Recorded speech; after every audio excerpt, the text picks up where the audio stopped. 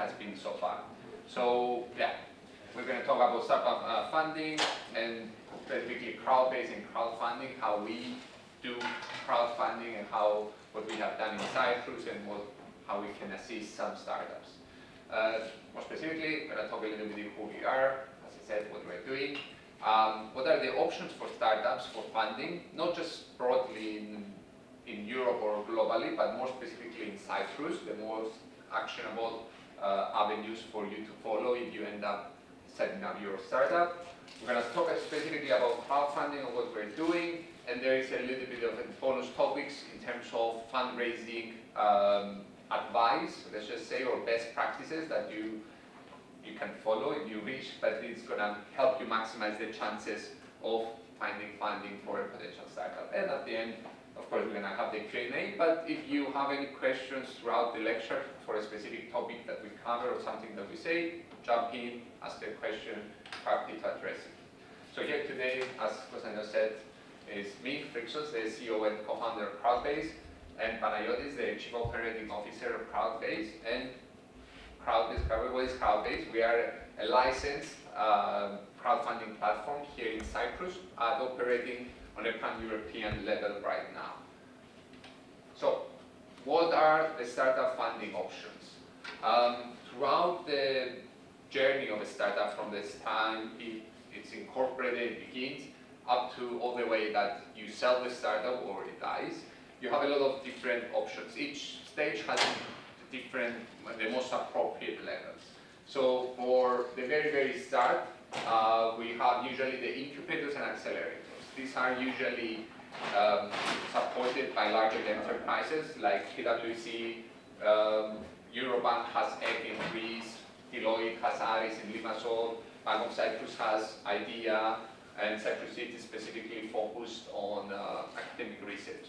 So these are backed by enterprises, they provide a lot of support in terms of services, knowledge, connections, and they are ideal for the ideation phase or the pre-seed phase, so before you actually launch a product or you start making sales. Other option, of course, is grants. These are great because they could be great because you don't need to give out any portion of your business in exchange for this money. Usually they're sponsored by the government, the Research Innovation Foundation, pan-European grants. But of course you need to adhere to a lot of criteria. Usually the process takes a long time, but it's worth it, like it's free money at the end of the day.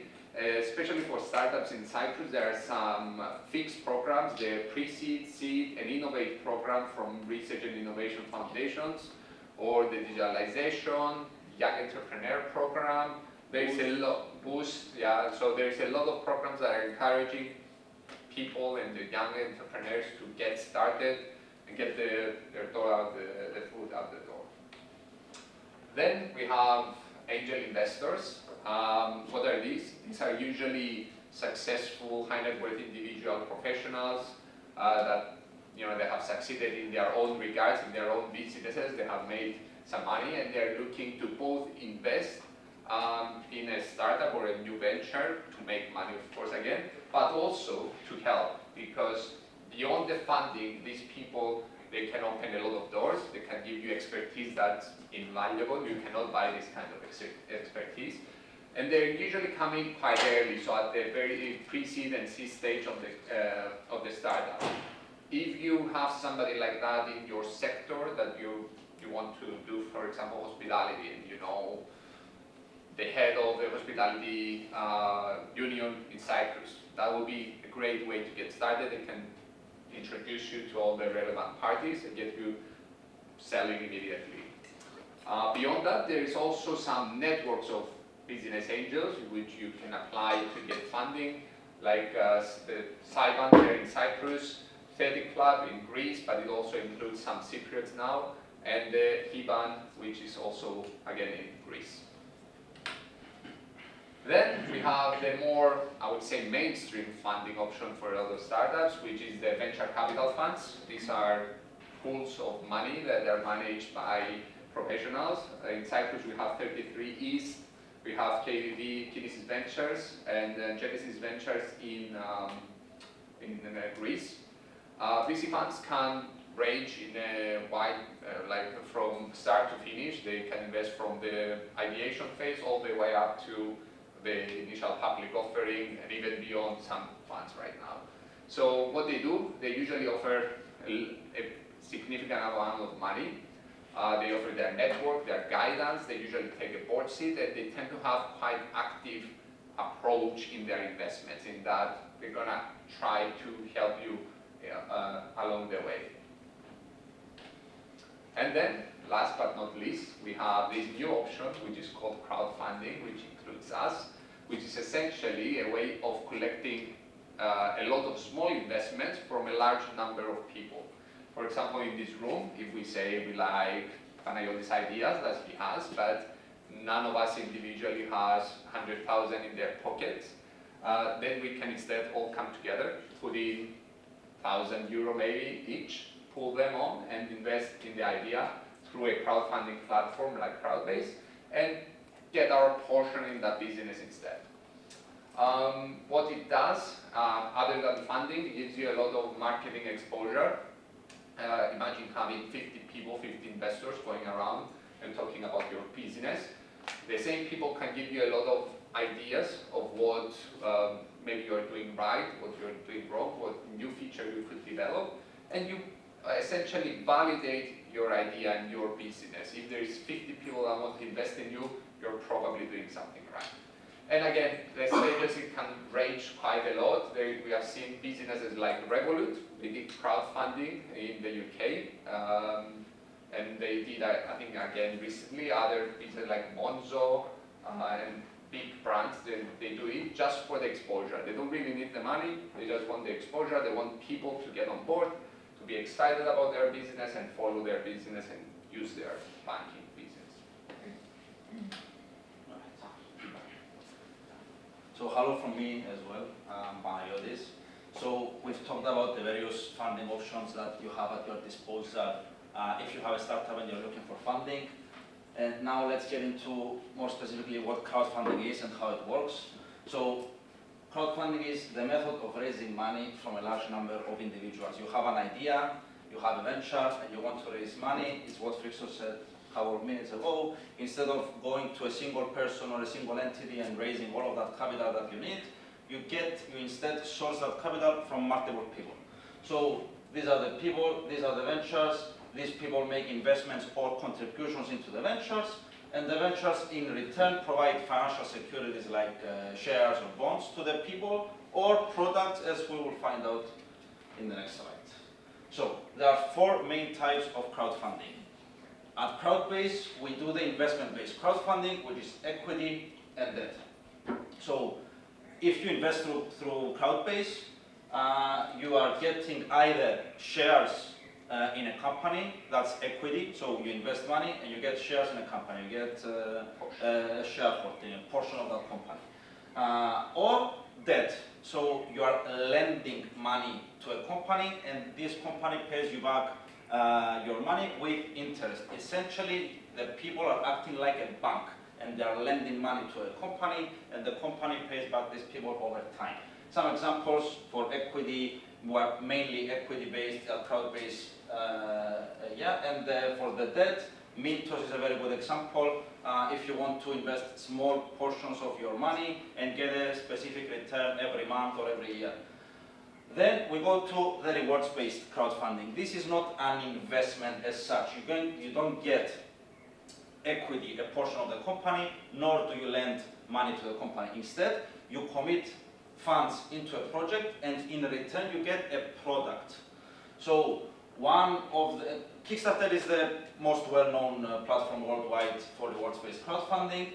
World Order here I've put here is the most successful crowdfunding campaign by a Cypriot-based entity called Hegemonic Games. It's a Cypriot startup. This was their second crowdfunding campaign on Kickstarter. These guys, they're essentially doing board games. Their first board game that they did, they say, I have this board game, in order to make it, I need €1 million.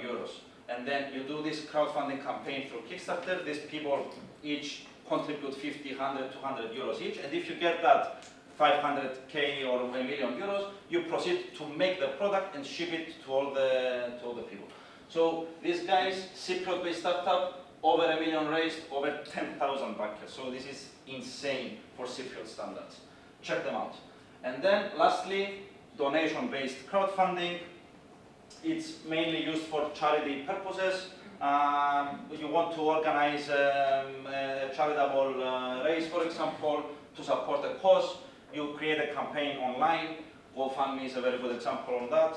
And then people contribute money to you and they don't get anything in return.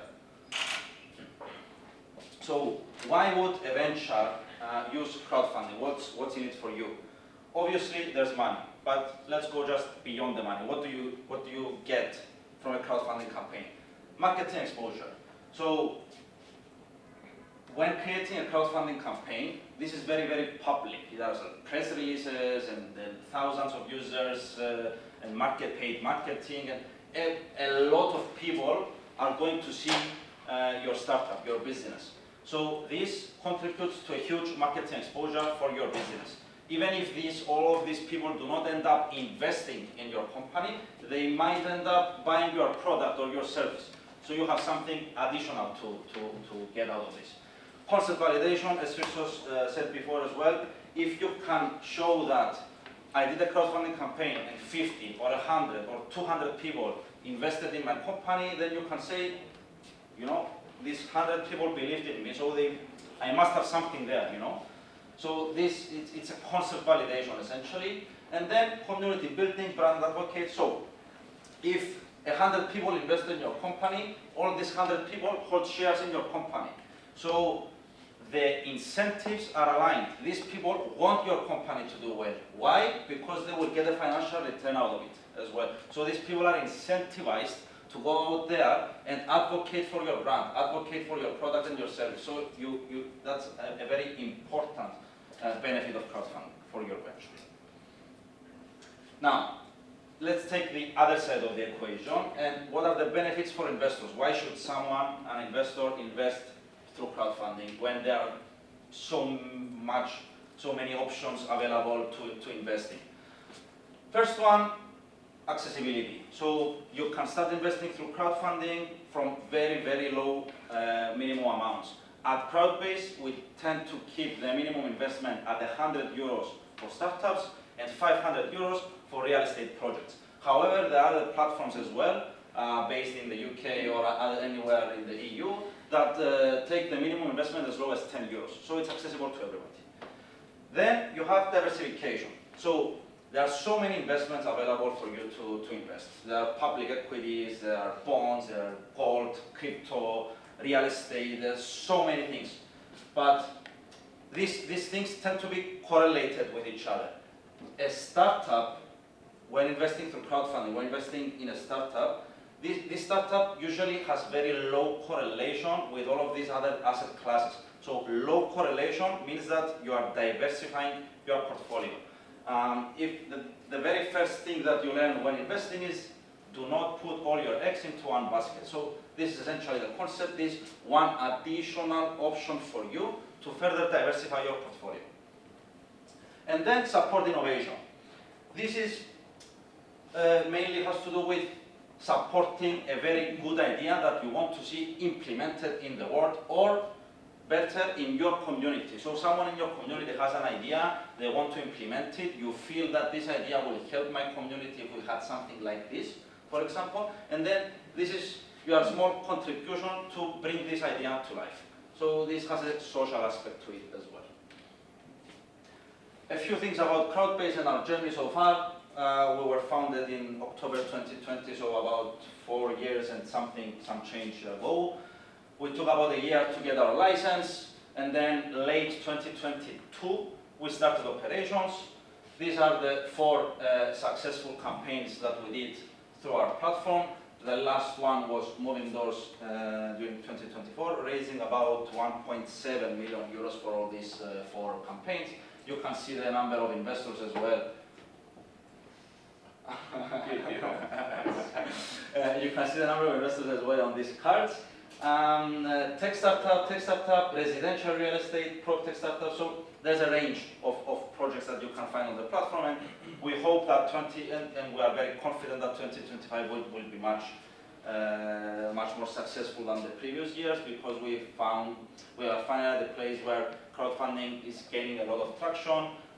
We have used all of this time to iterate on our processes and make our product and service much better. So we are seeing a lot of more traction here. We're entering Greece as we speak as well, building our network there. It's a much larger market than the Cypriot one, so lots of startups in the pipeline.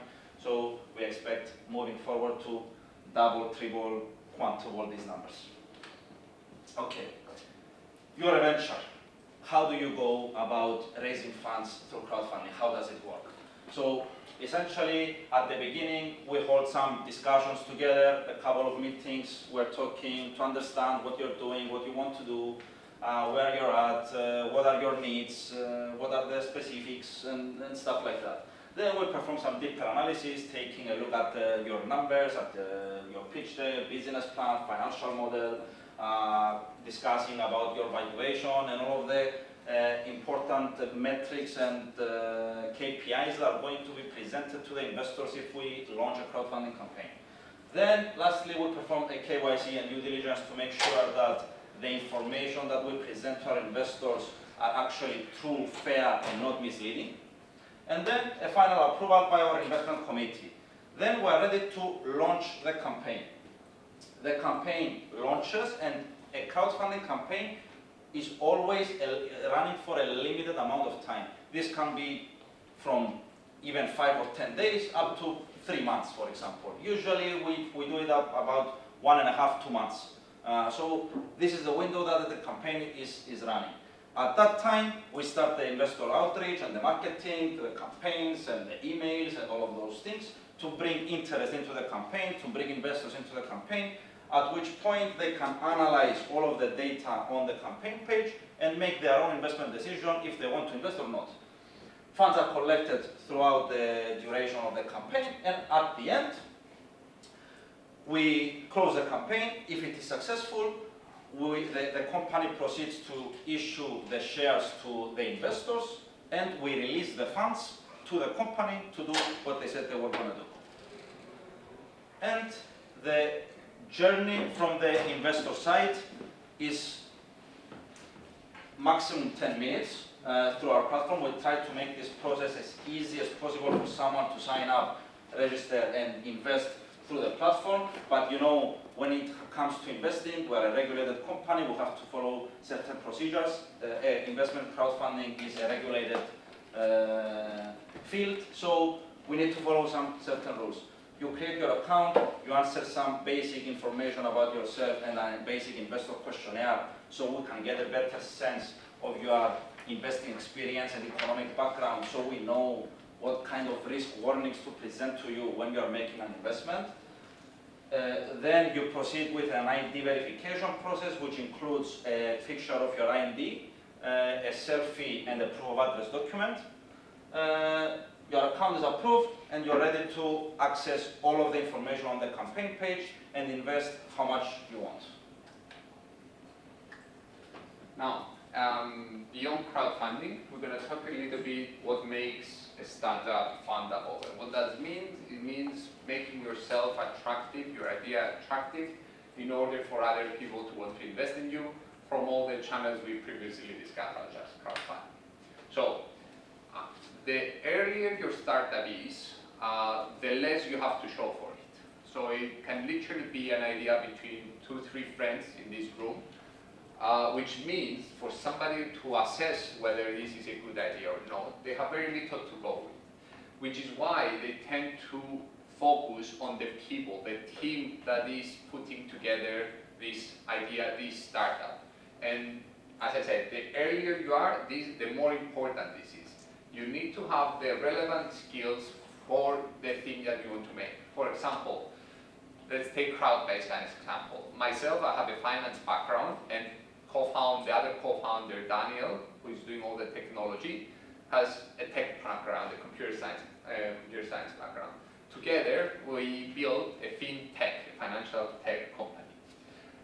This is often one quite common mistake because you sit around, you're brainstorming, you're coming up with ideas of cool things that could change the world, but they're not applicable in your field. You don't have the expertise to see this idea through, or you don't have the edge over other people to execute this idea.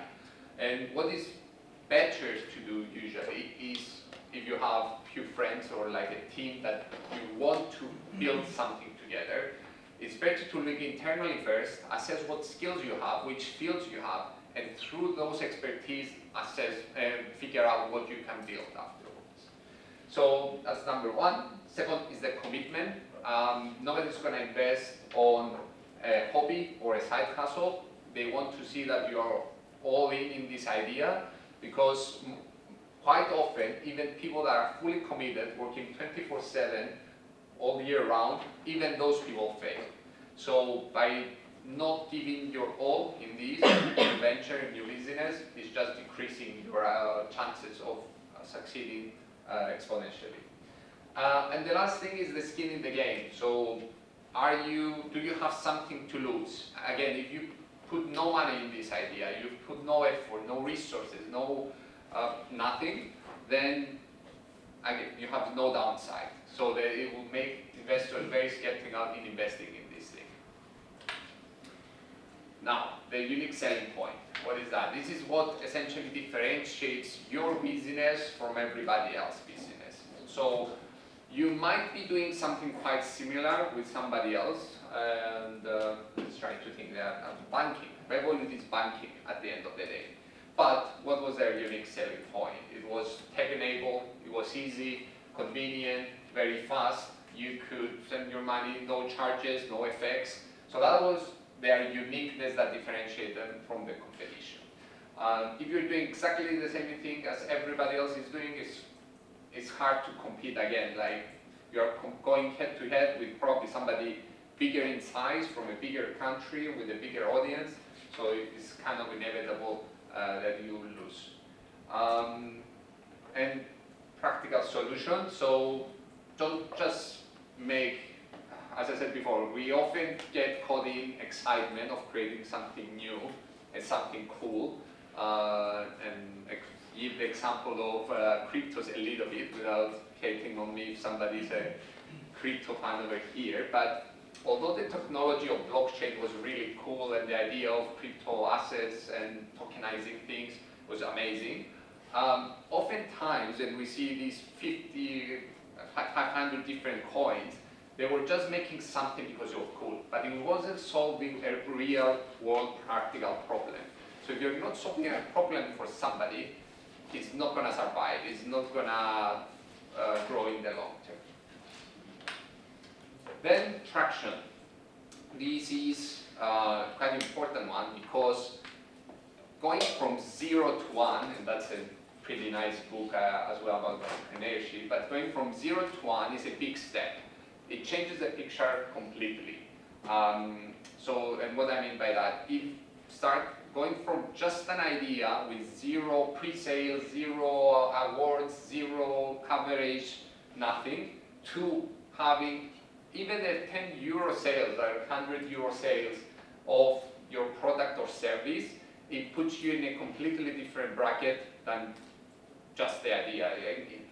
Once you do that, you're no longer an idea, you're a pre-seed startup, you could say, or you have an MVP, or you have something to showcase for it. So building this kind of traction awards like the SIAC here in the university, or I think there is another competition here, the incubators we mentioned before, the accelerators, all that, getting some media coverage, which there is a few in Cyprus that are willing to cover new ideas and topics. All those will help you to build up your traction, the awareness in the market, and find the right people that would be interested in you.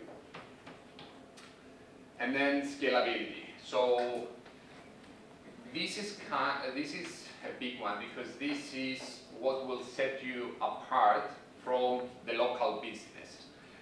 And this is what, in my book, is the differentiating factor between a small or medium-sized business, local business, and a startup. A startup wants to grow very quickly and scale up very quickly. So double, triple, 5 times your scale every year. If your business or business model is not set up to do this, then you will very quickly hit a limit. And we can see, for example, a kiosk, a local kiosk. It can do amazing in the area because let's just say it's opposite the university and all the students go there, they shop there. That's great, they're doing amazing. They can do 1 million in revenue every year. But very quickly, due to their physical constraint in that point or the size of the store, they cannot grow beyond that. They hit their limit, and it could be amazing business, but it's not going to go in any other place or beyond Cyprus, let's just say. So this is usually dictated by the technology you use, the business model, the unit economics, and of course automation. We're living in the age of automation, and with all the AI and agents, you can pretty much build almost an entirely autonomous company. And then the market. So for people to invest in you, they need to be seeing the bigger picture. You need to be solving a problem that is not just a Cypriot problem. It's not just a global problem, but it's a global problem with a large market. So although it's good to have a niche, and a niche like being focused on a specific area, on a specific problem, this needs to be a big enough problem that if you manage to get 5% of the market at the end of the day, it will make you a multi-billion-dollar company. This is what at least venture capital funds are looking to solve. And then expansion, if you're hoping to get any significant investment, you need to have a plan out of Cyprus, or discard Cyprus altogether.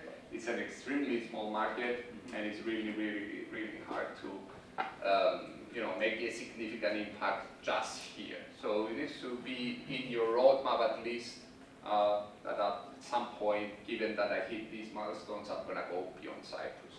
Cyprus is good for testing ground and an MVP, but it quickly runs out. So what are some of the common pitfalls and mistakes that we see a lot of startups do when they come and pitch to us? The equity dilution. So, and this is quite common for university teams as well. So you set up a team that usually come around and you try to get a lot of people involved, so everybody does a little thing or puts their expertise, but you end up with a team of 6, 8 people that not everybody's alive. So, and you divide your pie, your ownership of the company, into too many pieces. Usually the idea is up to 3, maybe 4 founders, depending on the business that you are looking at. But generally, you want to avoid giving out your shares or portion of equity and portion in your business very early on. This is your firepower. This is your fuel. Equity is your fuel, and you're going to use this fuel throughout the journey of the startup to get more money, get more investors, and grow. So giving it up early, which is cheap, is going to restrict your growth, and you're going to find some problems later on. The other thing is seeking a lot of money up front. And again, very common mistake. We see a business model, and they're like, okay, if I do this, this, and this, I'm going to reach profitability by year 3. And I need 5 million euros to reach this profitability. This is not how it works. Like if you ask upfront for the entire amount of money that you need to reach profitability, which probably is not going to be by year 3, it's going to be way too much money, doesn't exist in Cyprus. It's going to mean that you overvalue your company. So, because if you combine it with the first one, I'm telling you, don't give too much of your company.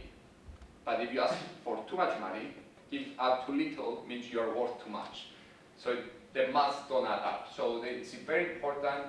See what the normal ask amounts are usually per stage. For example, for an idea, 50,000 would be more than enough. For a pre-seed company, 200,000-300,000.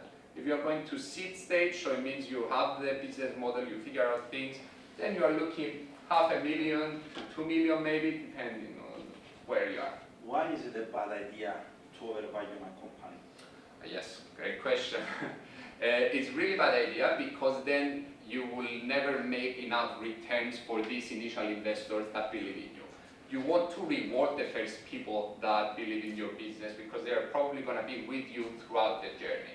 If I ask for a huge valuation right now, I say Crowdfunding is worth 25 million, I need to grow the business so much in such a quick period of time to make a good return for these people that it's not going to be possible.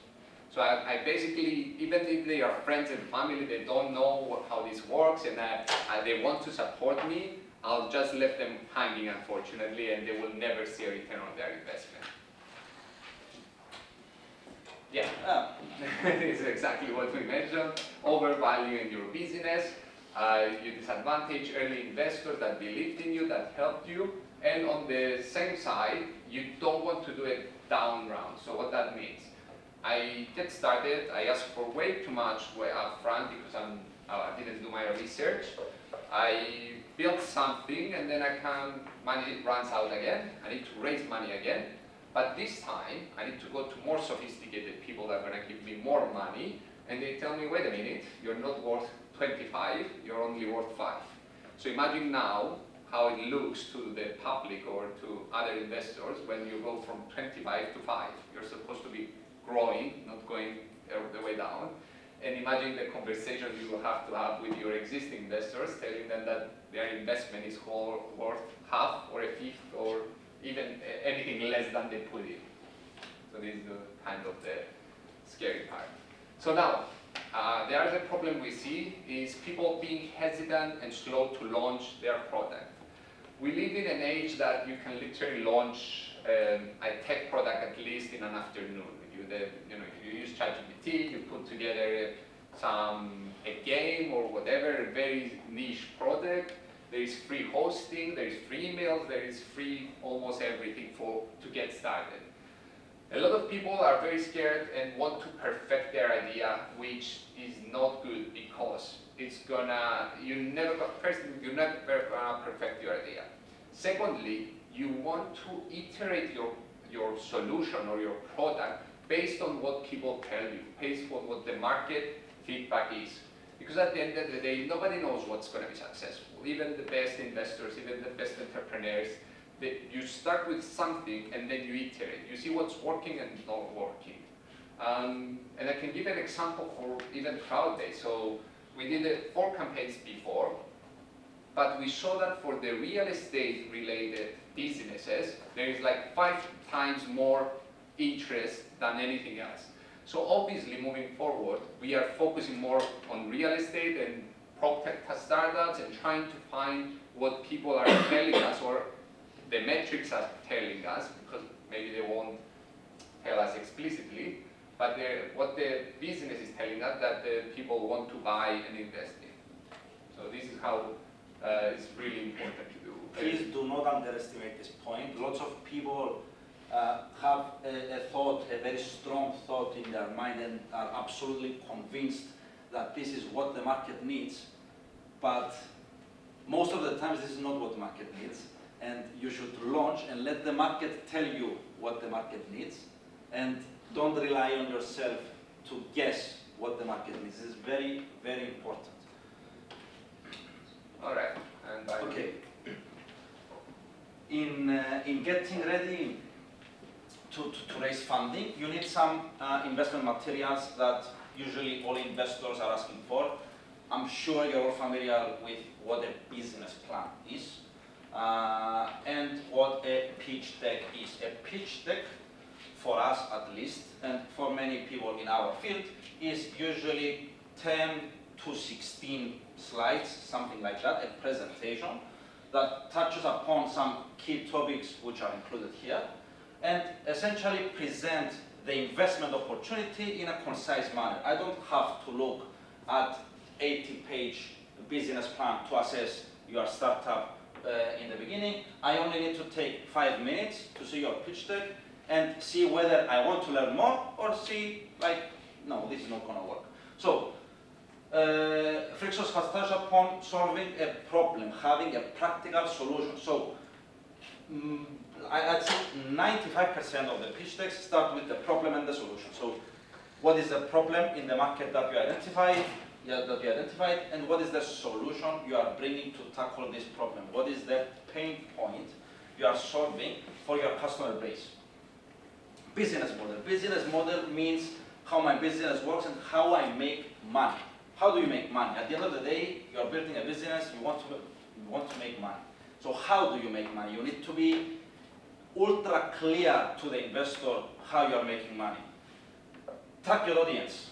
I have a product or a service, who am I targeting? Who is this product or service for? You have to identify and know exactly who you are talking to, because this is going to set the scene for all of your materials, your communication, your branding. All of this depends on your target audience and who you are talking to. So you need to address those people.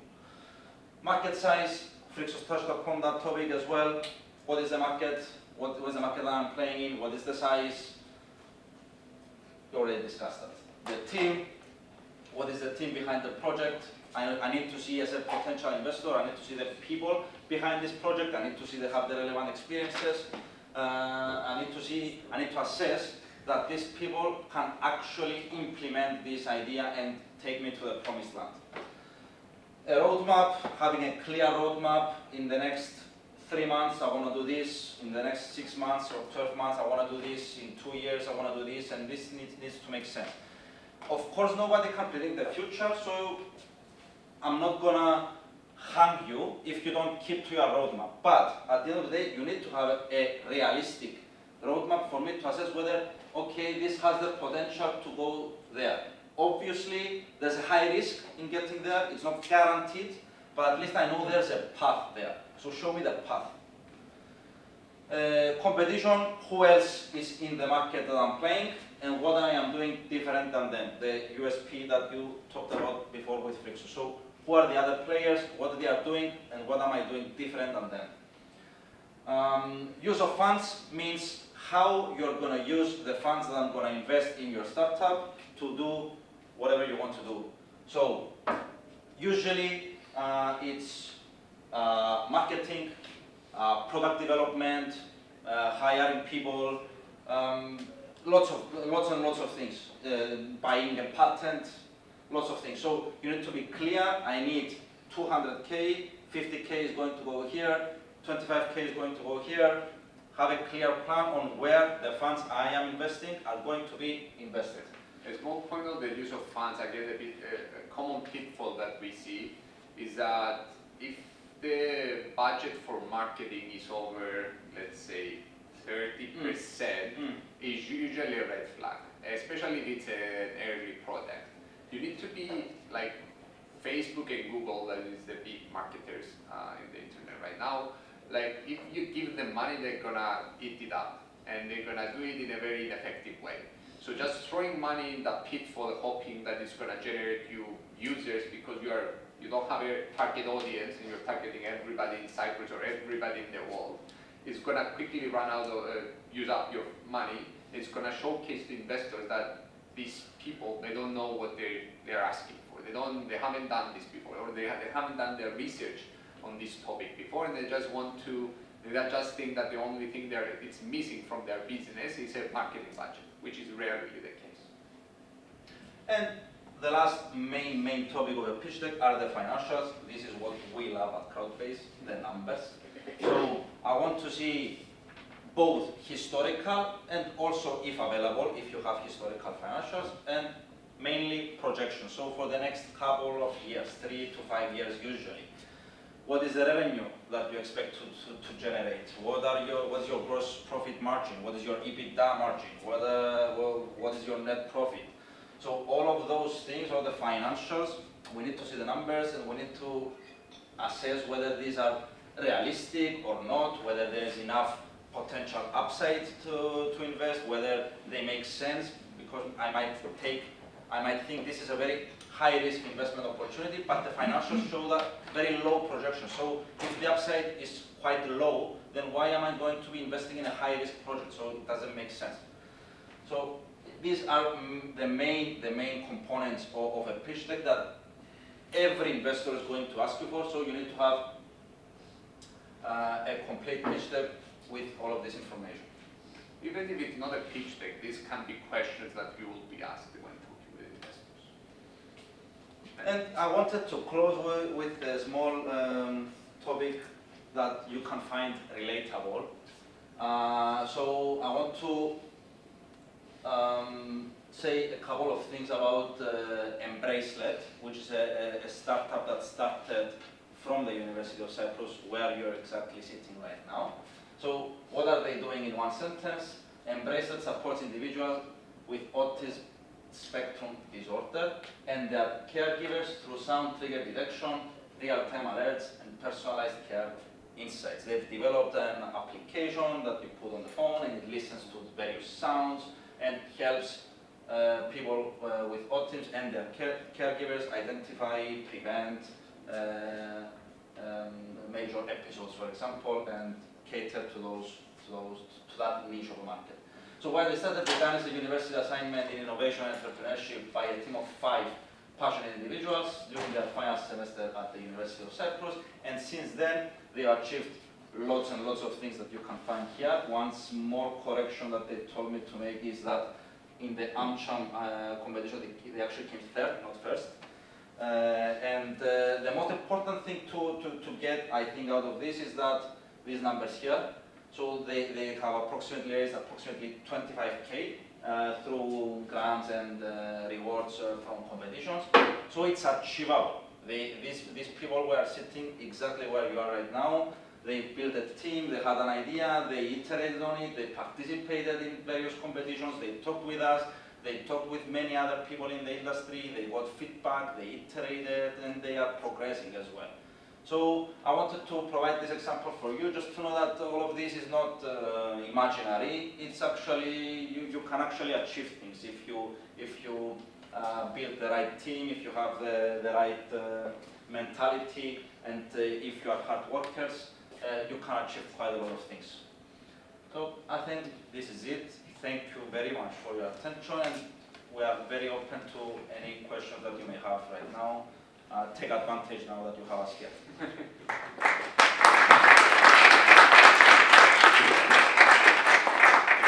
Yes, you've been quite silent over there. Alex, so if you have any questions. How did you start your business, Crowdfunding? Great question. So what happened was we met actually at master's degree, and the other co-founder was a friend of mine since primary school. So that was the team, but the idea came about when I was working in the UK, and I was working with another Cypriot financier in London on the mandate to set up the first Cyprus equity fund, the first VC fund in Cyprus. It now got made is 33 years, that is the one we have on our slides, but through the work that I was doing on that, I saw the problem in Cyprus, the problem in Europe, the need for an alternative source of financing, the rise of crowdfunding in other markets, UK, US, Israel. I analyzed the regulatory framework, I figured out how to go about it, and at the end, using initially our own money, the funding team money, we bootstrapped it to set up, and then got started, and then went on to raise some money, and probably some more in the near future. So it started as a side hustle, or you was there full time? It started, so the idea started while I was working with another business, and I was developing the idea as a side hustle until I was like, okay, I need to take the decision. It's either go all in or let it go. And I took the decision, I think it was June 2021. Came back to Cyprus, Panayiotis joined on board, and we started full time since then. From your experience, how can you say this is the market need? This is a little bit related to what we said before. You can have a hunch of a problem, or you can talk to businesses and see, okay, what is challenging you? What is your problem that you're having right now? You can build something, get out there, and then you will see from the metrics, the demand for your product, and the feedback you get, what they need. You know, you need to get started, you need to be in the market to get that feeling of, okay, this is really what we want. This is really a problem and this is really what we need to solve. It's very easy for you to create a very basic website that has like or a mini survey that touches a lot of things, and then you can present your idea in a landing page, for example. So I am this guy, I want to do this. I think there's a huge problem in the market around this. Please help me understand whether you actually agree with me or not. Have like 5-10 questions, and then promote it on Instagram, for example, for like 20 euros, 30 euros, and then get 50, 100, 200 responses, and go from there. See what people are saying about that. See whether what you have in your mind is actually corroborated by the rest of the market. So a very cheap and fast way to test an idea, to test a There's services like Polefish as well that you can do, like the service as Panayiotis says. It was Cyprus who made Polefish, and actually very successful startup that exited for quite a very good amount of money. So yeah, there's these ways that you can mock kind of that you have something and see how people react to it. Do they want it? Do they click on the ads, or there is no engagement in it? I think that was a question. So what is your business model? How do you? Yeah. So our business model is basically a commission on the total funds we raise for each project. So we have a project, it's raising 500K, we get a percentage of that commission. Now there's an interesting twist on that we found based on market feedback that we iterated. So when we're doing a crowdfunding campaign, of course, as a crowdfunding platform, we have our own network, we have our users, and we have people that we know are going to be investing in the company. But for the success of the campaign, it is essential that the founders of the startup also bring money into the campaign. Okay, so you as a founder, you have a startup, you have family, you have friends, you have people that believe in you and want to invest in you. You need to bring these people inside. So for those people that you bring into the campaign, I charge you a much lower fee to incentivize you to bring a lot of money into the campaign. So as a collateral, sort of. A little As an bit. incentive to do well. Yes, it's an incentive for you to bring money into the campaign at a much lower commission rate, and a bit higher commission for the funds that we bring into the table. So we think that this model correctly incentivizes both parties to work hard to bring money into the campaign, which is essentially what we're looking for, right? So you mentioned agents before. There's a lot of ideas, things you can build with AI agents. And if you were to seek funding for an idea that's online, why would you limit your funding to any company or any location if it's an online product? No, you shouldn't. You should. We are living in a digital age that if your business generally is global, you can look for global funding, but at the same time, you're going to be competing with global players, right? So it needs to be at that level that you can convince those people. And secondly, there is also a little bit of a proximity bias. So people usually that are in Cyprus, they like to invest in Cyprus. And this goes with every company, with every type of investment, with VCs, angel syndicates, and so on. But if you can approach somebody in the UK or US and convince them, then by all means you should do so. So you mainly invest in Cyprus ideas and Cyprus products, physical? For us, it's a little bit different because we are regulated, we are restricted on where we can market. So at the moment we can only market to the European Union. That's why we're kind of focusing, starting in Cyprus, now in Greece, and taking one country at a time to build up our customer base in those areas, spread awareness in those markets, and then go on to the next one. Other questions? Anybody has a startup idea? That was my question. Anybody here like an aspiring entrepreneur or an existing entrepreneur?